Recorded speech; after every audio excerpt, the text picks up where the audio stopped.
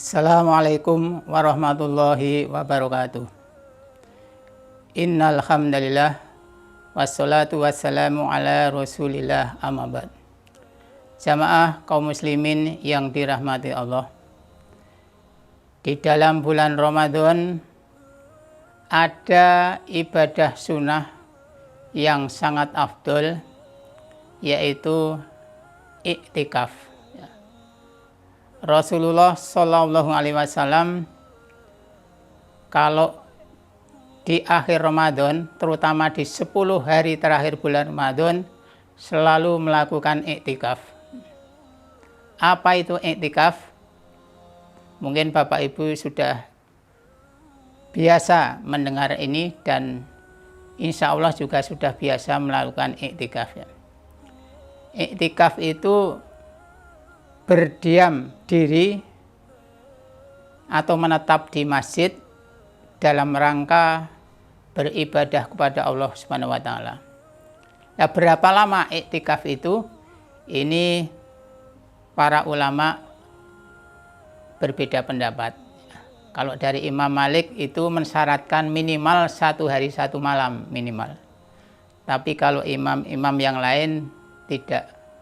Jadi walaupun sesaat pun berdiam diri di masjid dalam rangka mencari ridho Allah di bulan Ramadan itu sudah termasuk iktikaf. Ya. Kalau Imam Syafi'i itu menjelaskan ya minimal itu lebih lama dari tumak ninah.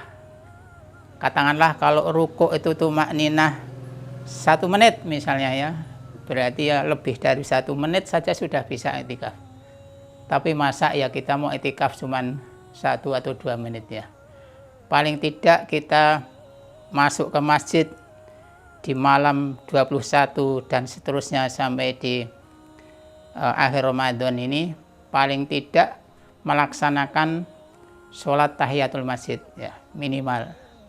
Syukur ada waktu luang bisa ditambah dengan wirid ya, berdoa dan sebagainya. Nah, apa sih manfaat atau keutamaan iktikaf ini? Setidak-tidaknya ada 5 keutamaan di dalam kita beriktikaf itu. Apa saja itu?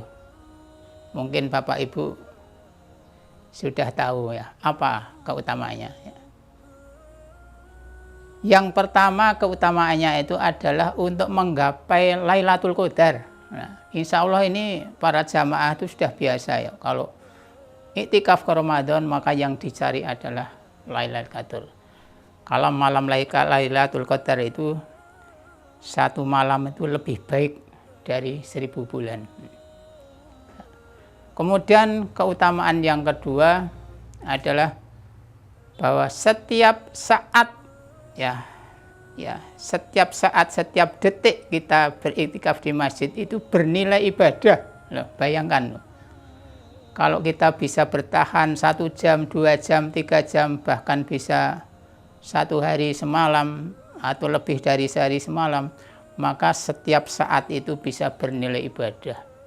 Sampai ulama menyebutkan bahwa tidurnya orang iktikaf saja itu dapat pahala. Dapat pahala.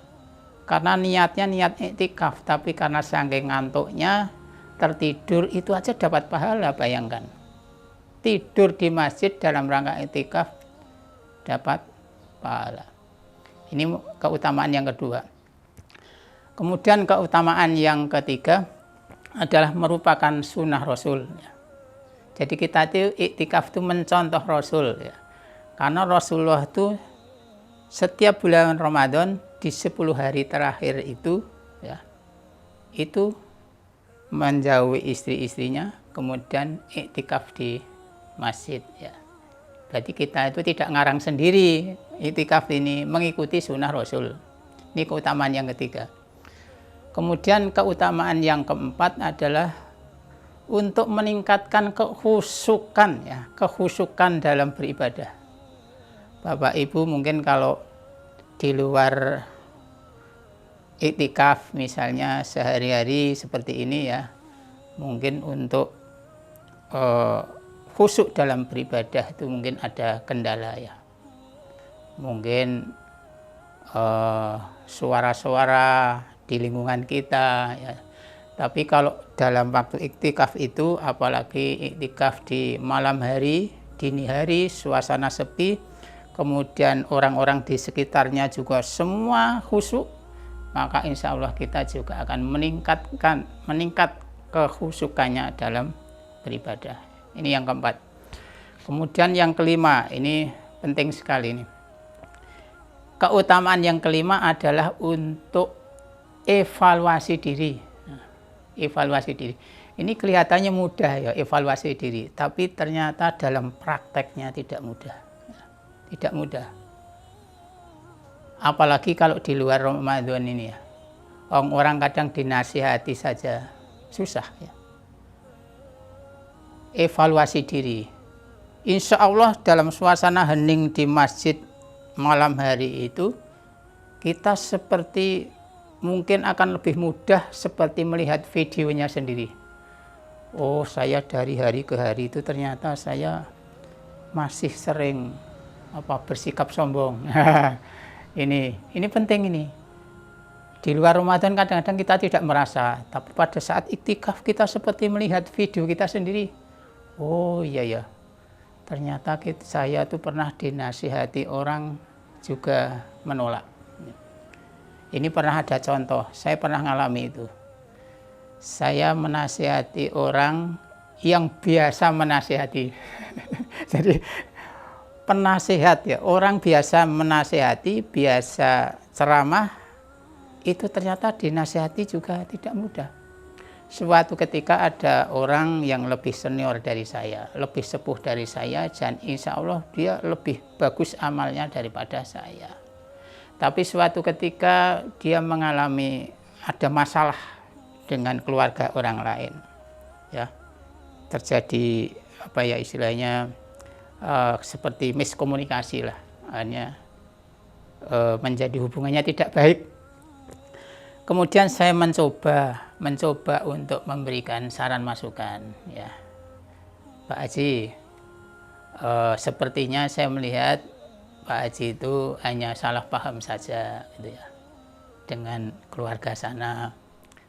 Bagaimana kalau kapan-kapan silaturahmi ke sana lah. Ya, tabayun silaturahmi ya. Kalau perlu ya kita minta maaf lah. Barangkali ada kesalahan ya minta maaf, tapi paling tidak kita silaturahmi ke sana. Ternyata jawabannya mengejutkan, Mas, Bapak, Ibu. Apa jawabannya? Dia mengatakan, ora, aku rasalah, sing salah kono. Nah, ternyata beliau tidak merasa bersalah. Ya. Padahal orang itu sudah biasa memberi nasihat.